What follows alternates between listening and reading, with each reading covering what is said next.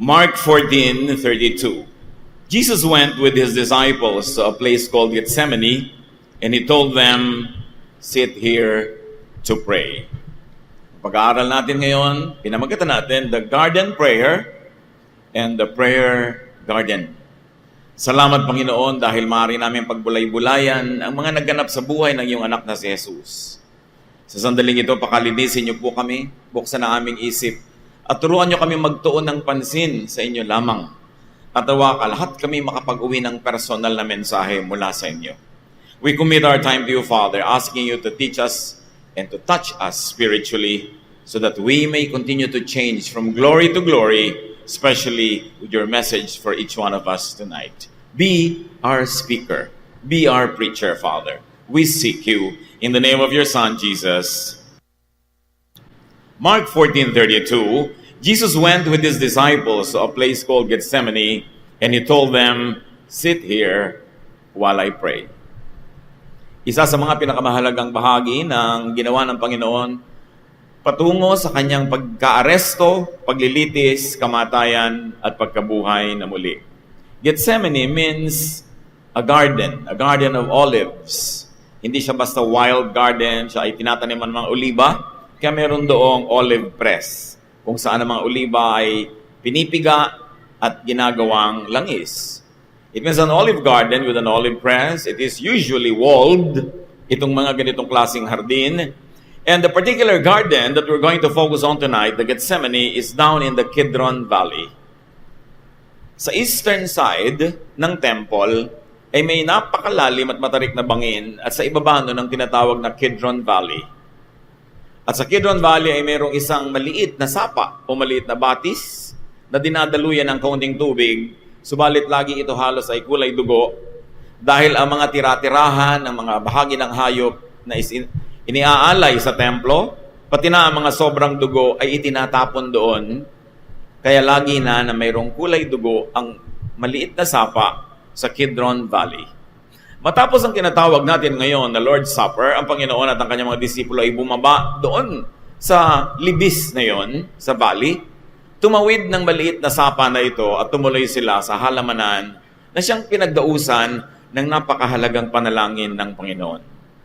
Mark 14:33-34, Jesus took Peter, James, and John.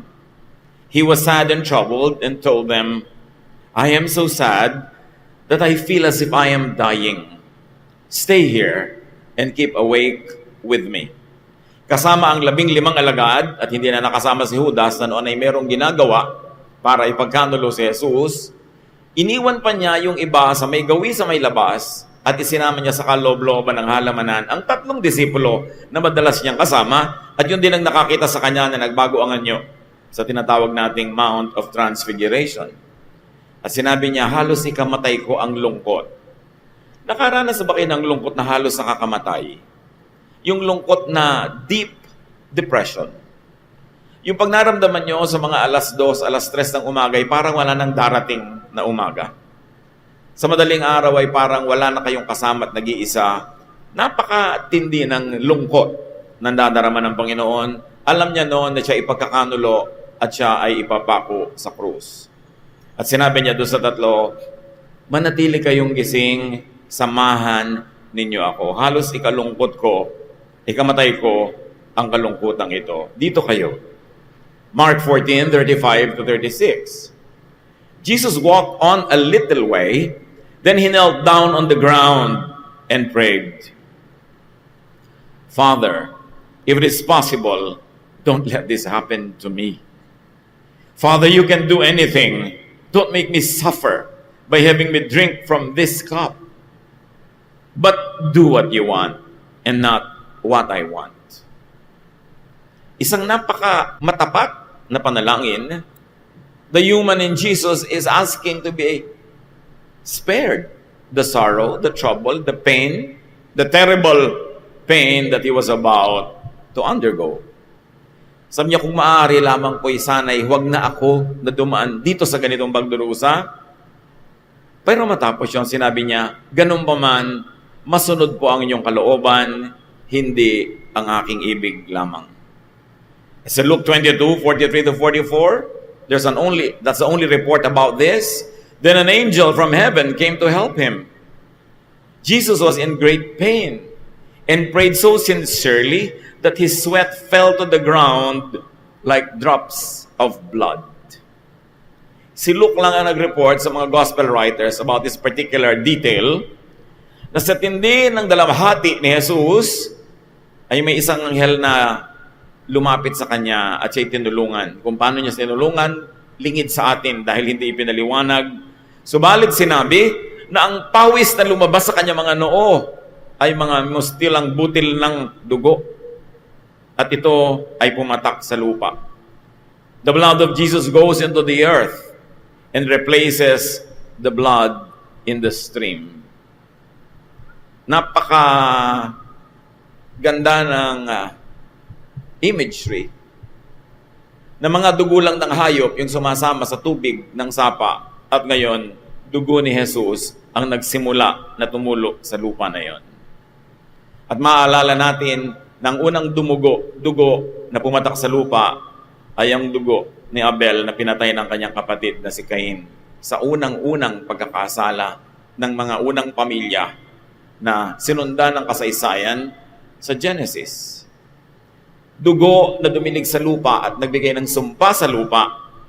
Ngayon naman ay dugo ni Jesus na wari bagay babawi sa sumpa na yon. Jesus asked the Father to spare him the agony of the cross. And he expresses his feelings, but nonetheless declares unreserved submission and obedience to God's will. Mark 14:37-38. When Jesus came back and found the disciples sleeping, he said to Simon Peter, "Are you asleep? Can't you stay awake for just 1 hour? Stay awake and pray that you won't be tested. You want to do what is right, but you are weak."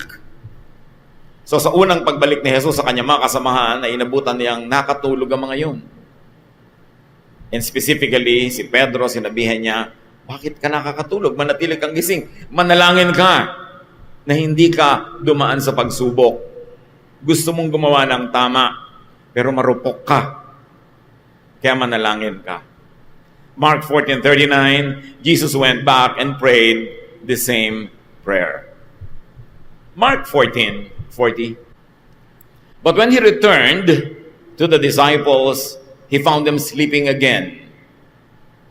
They simply could not keep their eyes open, and they did not know what to say. Sa pangalawang pagkakataon, ay naabutan niyang nakatulog ang mga disipulo. At nang sila ay pukawin ni Jesus, ay hindi na malaman kung paano ipaliliwanag na para yun lang, hindi pa sila manatiling gising. Mark 14:41, when Jesus returned to the disciples the third time, he said, "Are you still sleeping and resting?" Or sa ibang version na sinasabi, "You may as well keep on sleeping and resting." Dahil hindi naman kayo manatiling gising, mabuti pa kaya'y matulog na lang kayo ng tuloy-tuloy. O gusto nyo ba'y itulog na lang at daan na lang sa tulog ang napakahalagang gabing ito? Mark 14:41-42, enough of all that. The time has come for the Son of Man to be handed over to sinners. Get up, let's go. The one who will betray me is already here. At sa dilim ng gabi na yon, bumagtas dito sa libis na ito ang pulutong ng mga kawal ng templo, may dala-dala mga sulo at iba't ibang ilawan, at sa isang datahan para si Jesus ay dakpin. Pansinin natin ang sabi ni Jesus. The Son of Man is to be handed to sinners. By sinners, Jesus was not referring to sex offenders or thieves or criminals or the usual targets of religion to be labeled as sinners. He meant the chief priests, the Pharisees, the teachers of the law, the priests, the religious leaders, and their followers. Sila ang tinawag ng Panginoon na sinners.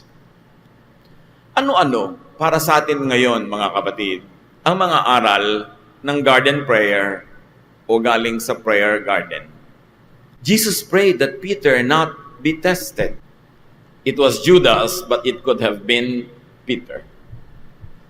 It could have been anyone who would have been tested and betrayed Jesus. Pity those who are going through testing. Pity those who are going through trial and hardship. Do not be self-righteous and judgmental and condemn those who are going through hard trials. At yan ang naramdaman ng Panginoon kay Pedro. May lesson para sa ating lahat, mga kapatid. Pray for one another. Pag may nabalitaan kayong kapatid, kamag-anak, pinsan, office mate, kapitbahay, na dumadaan sa pagsubok, halos ay malaglag o nalaglag na nga, ang una nating dapat gawin, ipanalangin sila. Yun ang ginawa ng Panginoong Yesus, ipinanalangin niya. Magdalanginan tayo para sa isa't isa, dahil ang pagdaan natin sa pagsubok ay panapanahon lang. Hindi mo alam kung kailan naman ikaw. Kumisan may mga magulang na ipinagyayabang kanilang mga anak, mga apo, hindi nyo alam kung kailan sila naman ang maaaring matukso at matumba at mahulog. Another thing that we should notice here is that Jesus asked for companionship. He asked for fellowship, for the ministry of presence. Napakahalaga, mga kapatid, na tayo'y makilamay, makiramay, makisama sa nagdadalamhati. Kuminsan, masaya tayo, we feel that we don't need to be with someone, pero lagi nating dapat pakiramdaman kung kailangan nila tayo. Mapalad ka kung hindi mo kailangan ng kapwa mo ngayon dahil mukhang puno ka, masaya, pero kung ikaw ang kailangan, maging handa kang makiramay. Accompany, support one another. One of the greatest gifts that we could give to our loved ones is the gift of our presence. The gift of our time. Kuminsan, may mga birthday, may mga okasyon. Sabi mo, hindi ako pupunta kasi wala akong paregalo. Yung oras mo. Yung oras sa gugugulin mo papunta, pamamalagi sa okasyon at pag-uwi, regalo yon. Ang oras at panahon ay napakahalagang regalo. At dapat nating appreciate yung mga tao na available pagkailangan natin sila. Importante na malaman natin na sa tingin ni Jesus, kadalasan ang tinutukoy niya sa mga makasalanan, hindi yung lagi nating pinag-iinitan na tinatawag nating mga makasalanan. Jesus referred to the religious leaders as sinners. Sapagkat yung religious self-righteousness, judgmentalism, pride, arrogance, and cruelty to those you consider to be sinful is grave sin in the eyes of Jesus. Christians have to define and identify sin from the point of view of Jesus. Hindi ko relihiyoso ay banal na nga. Sa kadalasan sa pagiging nating relihiyoso, doon tayo nagiging malupit sa kapwa, doon tayo nawawala ng pangunawa, doon tayo nanguhusga, at yun ang tinatawag ni Jesus sa mga makasalanan. Jesus prayed before His trial and crucifixion. Mahalaga. Kung hindi nanalangin si Jesus dito sa Gethsemane, sa sandaling ito, malamang na hindi niya nakaya ang hirap ng krus. Ang darating na hirap sa kanya, nung siya'y litisin magdamag na walang idlip ni isang pikit, nang siya'y pinabalik-balik sa bahay ni Caiaphas at ni Pilate at ni Herod, at siya ay nilapastangan, at pagkatapos ay pinagbuhat ng krus at ipinako kinabukasan, hindi niya marahil yun nakaya, kundi siya nanalangin. At kung si Jesus na yun, kinailangan pang manalangin, lalo tayo. Prepare for and face trials and hardships with prayer. Kung natatansya nyo na may darating na pagsubok, manalangin ng time team. At kung may makakasama kayong manalangin, magpasama. At kung kayo may masasamahang gustong magpasama sa panalangin, samahan. Iba ang nagiging lakas ng ating loob kung ang baon-baon natin sa pagharap sa mga pagsubok ay panalangin. With prayer, we connect with the power of God so we are able to overcome whatever is thrown our way. Sabi nga nila, a person is strongest when he or she is on her knees praying. Ang tunay na lakas ay nagmumula sa paghugot ng lakas sa ating pananalig sa ating Diyos Ama. So pray for one another. We should know that Gethsemane is a crucial link in the gardens of life. And today we shall focus on 4 gardens of our lives. And I want you to think right now, kung sa sandaling ito, nasaan sa mga hardin na ito kayo. The first garden of life is the Garden of Eden. Bright, beautiful, paradise. God created the Garden of Eden for man to live in, to enjoy, and in it to fellowship with God. God created humans to have a relationship with them. Ang paglikha ng Diyos sa tao ay hindi lang isang eksperimento. Meron siyang pakay, at ito ay makipagmabutihan, makisalamuha, makihalubilo, makisangkot, makiisa sa taong kanyang nilikha. Gusto ng Diyos na magkasama siya at ang taong kanyang nilikha. At sa gitna ng halaman na ito ay yung tree of life. Alam natin ang kasaysayan. Humans disobeyed God's will, fell into sin and eventual spiritual death. Humans lost the garden. Then, there's the Garden of Gethsemane. Dark, stained with blood, the blood of Abel, and now the blood of Jesus. In Gethsemane, Jesus, as the definitive and quintessential human, struggled but surrendered to God's will. Nasa Gethsemane ba kayo ngayon? Alam niyong tama, pero may iba kayong gustong gawin. Alam natin kung anong mabuti, pero gusto sana nating huwag mahirapan. Alam natin kung anong dapat nating tahakin, pero gusto sana nating mag-shortcut.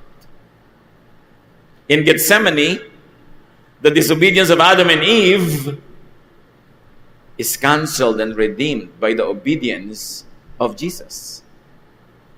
Sa unang halamanan sa Eden, naging suwail ang tao at lumabag sa kalooban ng Diyos. Sa pangalawang hardin, si Jesus na nagkatawang tao ay susunod sa kalooban ng Diyos upang bawiin ang pagkalugmok, ang sasala ni Eva at ni Adan at ng mga unang pamilya. The Garden of Gethsemane has redemptive value. At kung dami namin ng panahon at haba-haba ng oras na ang Israel ay nag-aalay ng mga dugo ng hayop na ayon din naman sa Biblia ay hindi naman nakapaglilinis at hindi nakakapagpatawad ng kasalanan, sa Gethsemane, nagsimulang pumatak ang dugo ni Jesus upang yung tunay at kaisa-isang katanggap-tanggap sa Diyos sa sakripisyo ay kanyang ialay. Sa Gethsemane din, nahanda ang loob, ang Espiritu ni Jesus, na tanggapin ang dapat sana'y napakahirap at hindi katanggap-tanggap na gawain. Gethsemane is preparation and empowerment for the cross. Kung kayo man ay dumaranas ngayon ng Gethsemane, huwag niyong isipin na ito na ang wakas ng aking buhay. Nananalangin ka, lumalapit ka sa Diyos, halos maging dugo ang iyong pawis. Hindi ibig sabihin noon ay sad ending. Kung nananalangin ka sa Panginoon at kahit mahirap ay magsusuko ka ng iyong kalooban sa Panginoon, alam mo ang Gethsemane is only garden number 2 in a series of your gardens of life. And you're not going to stay in Gethsemane for long and forever. But finish the work that you have to finish in Gethsemane. Pass the test. Rely on the Lord. Listen to God rather than to your own will. Then the third garden, which followed in the life of Jesus, is the tomb garden beside Golgotha. Libingan ni Jesus. Siya ay nilibing sa isang halamanan din, hindi kalayuan. Sa gilid ng bundok na inuka, upang maging mistulang kuweba na siyang usong libingan nung araw, nalibing si Jesus. Parang malungkot. Patay ka, nakalibing ka, inilibing ka, nag-iisa ka. Ganyan ba ang nararanasan ng ilan sa atin ngayon? Halos ay patay, parang patay na, parang wala ng pag-asa. Through this garden, which is really the tomb, Jesus would go down to the dead. He would save the dead and conquer death, and He would lead them out and up to the highest place. That teaching is very clear, especially in Colossians. Na ang Panginoong Jesus, ang sinasabing napakan sa libing, ay lumusong sa daigdig ng mga patay at nagligtas ng mga kaluluwang napipiit doon. At sinasabi din sa kasulatan, matapos ang Panginoon ng buhay na muli, ay naglabasan ng maraming patay mula sa kanilang mga libingan at nakita sila mukhaan physically ng maraming tao sa lungsod. At matapos ang Panginoon ay umakyat sa kalangitan, dinala niya ang napakaraming iniligtas mula sa kamatayan. At magmula nun, ang langit ay naging bukas na sa lahat ng mamamatayang katawan, subalit na nanalig kay Jesus, ang Espiritu ay dinadala sa kataas-taasan. At sa wakas, ang ika-4 na hardin, the garden of the glory of God, described in Revelation 22, where the tree of life is mentioned again after a very long silence. Dahil naging katanggap-tanggap sa Ama ang sakripisyo ni Jesus, dahil higit pa sa sapat ang dugo niya para sa dugo ng ating lahat, na konekta muli ang Diyos sa tao sa pamamagitan ni Jesus. Siya ang naging daan, siya ang katotohanan at siya ang buhay. At sa pamamagitan ni Jesus, ang lahat ng nananalig ay uuwi doon sa halamanan ng glory of God na walang iniwan doon sa naunang halamanan of Eden, only more beautiful and more glorious.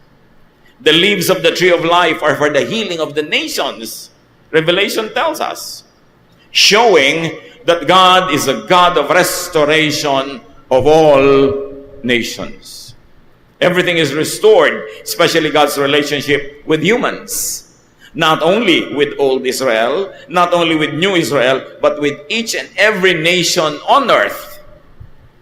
Kaya ang sinabi sa Revelation, haharap tayo sa great white throne judgment. Every tongue, every tribe, every nation will face the Lord with national, tribal identity. Kaya mahalaga ang national, tribal identity because it will count in the last days. All of this happened because Jesus obeyed God doon sa krus at nakasunod siya dahil nanalangin siya sa Gethsemane. In life, we pass through these 4 gardens. Minsan pabalik-balik. Hindi naman laging linear. Kuminsan circular. Yung paradise, it could be our childhood, our innocence, our purity, or even just happy moments.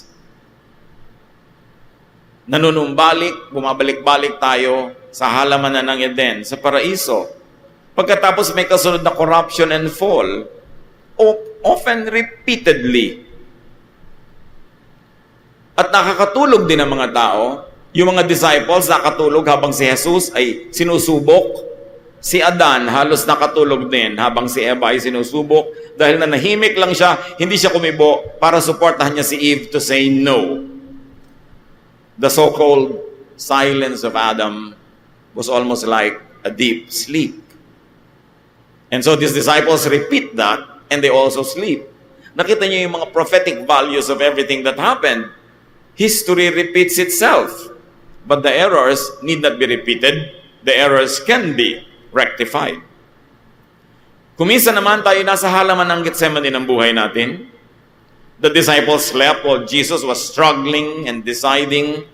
At ganun din tayo, we struggle, we become victorious, we struggle again, often repeatedly.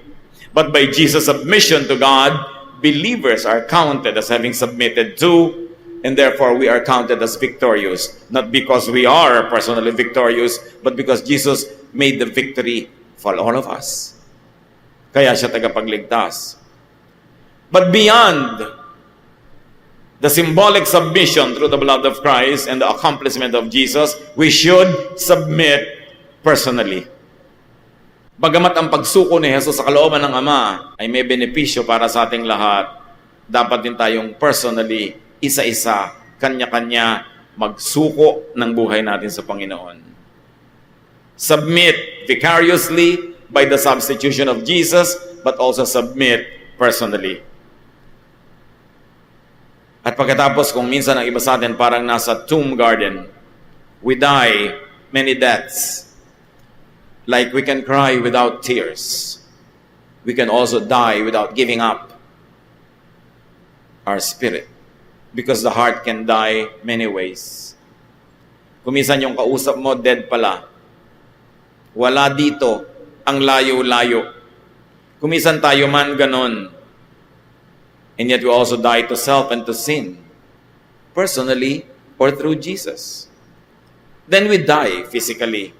But even that should not be feared because there is the garden of God's glory. It is only through physical death that we enter eternity. So hindi dapat katakutan. Ang dapat lang habang nabubuhay tayo, to live is Christ, then to die is gain. God's people will be restored, reunited with God, and will be with God forever through Jesus. However, the garden of God's glory is also available today. You don't need to die to go there. For you to have a slice of heaven that can be enjoyed even in this life. It can be enjoyed in advance whenever we live right with God. The church is the embassy of heaven. Christians are God's ambassadors. Heaven can be enjoyed even in installment and in slices here on earth. At nararanasan natin yun. Kung tayo nabubuhay sa kalooban ng Panginoon, nakakadama tayo ng malalim na mga pagpapala, para na rin tayong nakakaranas ng kaparasong langit. Kaya magparanas din tayo ng langit sa ating kapwa. Magpaparanas na lang tayo, huwag na impyerno. Langit na.